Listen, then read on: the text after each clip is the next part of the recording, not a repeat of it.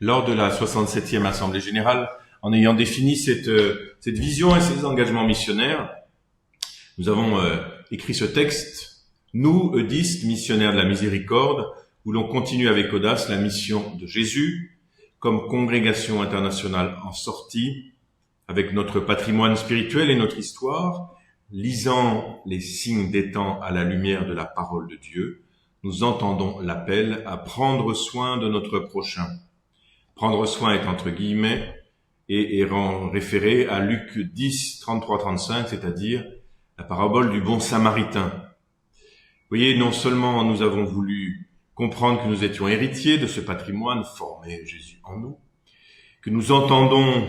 ce que nous entendons dans ce qui se vit dans ce monde, et puis l'appel à prendre soin de notre prochain, il vient non seulement de ce monde, il vient de notre prochain, mais il vient aussi des orientations de l'Église.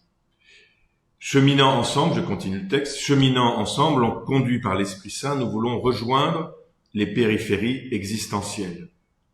Donc là aussi, c'est entre guillemets, puisque ça renvoie à une expression utilisée fréquemment par le pape François, mais aussi qu'il a utilisée dans la lettre qu'il a envoyée à la congrégation, à l'Assemblée Générale,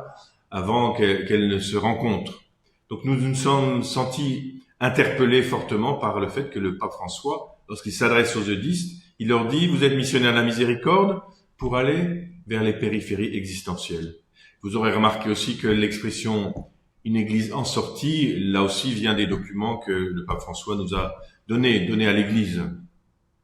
Et puis nous continuons avec une troisième expression du pape François. À l'écoute des clameurs de la terre, nous avons à servir les personnes les plus fragiles qui souffrent à cause des circonstances de notre temps et de certains membres de l'Église. À la manière de Jean-Eudes, missionnaire infatigable, nous offrons au monde la tendresse de l'amour du cœur de Jésus et Marie. Donc là, c'est pareil, on se met à l'écoute des clameurs, c'est presque les cris, c'est pas simplement les appels,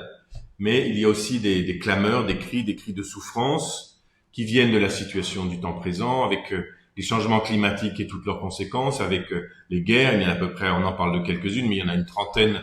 de conflits aujourd'hui dans ce monde, avec la pauvreté, les écarts qui se creusent, avec les pays qui sont dans une instabilité qui atteint les personnes et les institutions,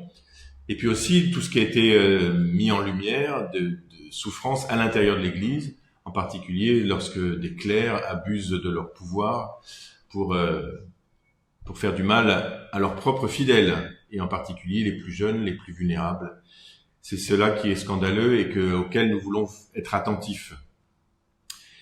À la manière de Jean-Eudes, missionnaire infatigable, nous offrons au monde la tendresse de l'amour du cœur de Jésus et Marie, parce que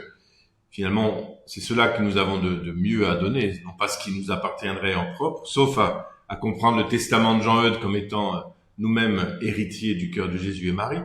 Et c'est ça que nous avons à donner, au fond, c'est de faire comprendre aux autres qu'ils sont aimés de Dieu, que leur vie a un sens, et qu'ensemble nous pouvons arriver à construire un avenir meilleur. Donc voilà, je relis ce petit paragraphe d'introduction. Nous, eudistes, missionnaires de la miséricorde, voulons continuer avec audace la mission de Jésus, comme congrégation internationale en sortie, avec notre patrimoine spirituel et notre histoire, lisant les signes des temps à la lumière de la parole de Dieu, nous entendons l'appel à prendre soin de notre prochain. Cheminant ensemble, conduits par l'Esprit Saint, nous voulons rejoindre les périphéries existentielles.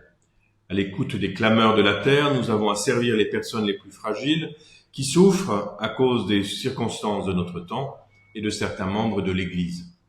À la manière de Jean-Eudes, missionnaire infatigable, nous offrons au monde la tendresse de l'amour du cœur de Jésus et Marie.